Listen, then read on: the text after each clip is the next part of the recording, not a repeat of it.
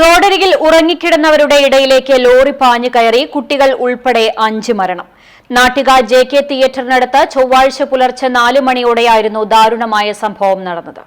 തടി കയറ്റി വന്ന ലോറി ഉറങ്ങിക്കിടന്ന നാടോടികൾക്കിടയിലേക്ക് നിയന്ത്രണം വിട്ട് പാഞ്ഞുകയറിയാണ് 2 കുട്ടികൾ ഉൾപ്പെടെ 5 പേർക്ക് ജീവൻ നഷ്ടമായത്. ഗോവിന്ദാപുരം സ്വദേശികളായ 50 വയസ്സുള്ള കാളിയപ്പൻ, 39 വയസ്സുള്ള നാഗമ്മ, 20 വയസ്സുള്ള ബംഗാരി, 4 വയസ്സുള്ള ജീവൻ, 1 വയസ്സുള്ള വിശ്വ എന്നിവരാണ് സംഭവസ്ഥലത്ത് വെച്ച് തന്നെ മരിച്ചത്. അപകടത്തിൽ പരിക്കേറ്റ 7 പേരെ തൃശൂർ മെഡിക്കൽ കോളേജ് ആശുപത്രിയിലാണ് പ്രവേശിപ്പിച്ചിട്ടുള്ളത്. പരിക്കേറ്റ് ചികിത്സയിലുള്ള 7 പേരിൽ 3 പേരുടെ നില ഗുരുതരമാണ്. കണ്ണൂരിൽ നിന്നും കൊച്ചിയിലേക്ക് തടി കയറ്റിപ്പോയിരുന്ന ലോറി ഉറങ്ങിക്കിടന്നവരുടെ ദേഹത്തുകൂടി പാഞ്ഞു കയറുകയായിരുന്നു. റോഡിൽ സ്ഥാപിച്ച ബാരിക്കേഡ് മറികടന്നുവന്നാണ് ലോറി അപകടമുണ്ടാക്കിയത്. ഡ്രൈവർ ഉറങ്ങിപ്പോയതാകാം അപകടത്തിന് കാരണമായത് എന്നായിരുന്നു പ്രാഥമിക നിഗമനം.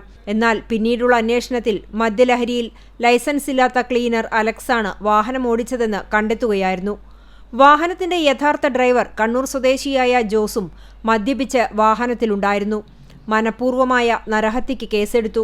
ഇരുവരുടെയും അറസ്റ്റ് പോലീസ് രേഖപ്പെടുത്തി. ഉറങ്ങിക്കിടന്നവരുടെ ഇടയിലേക്ക് ലോറി പാഞ്ഞുകയറി 5 പേർ മരിച്ച സംഭവത്തിൽ കർശന നടപടി സ്വീകരിക്കുമെന്ന് ഗതാഗത മന്ത്രി KB ഗണേഷ് കുമാർ പറഞ്ഞു. ലോറിയുടെ രജിസ്ട്രേഷൻ റദ്ദാക്കുന്ന നടപടികൾ സ്വീകരിക്കുമെന്നും മന്ത്രി വ്യക്തമാക്കി. CCTV news, Kecheri.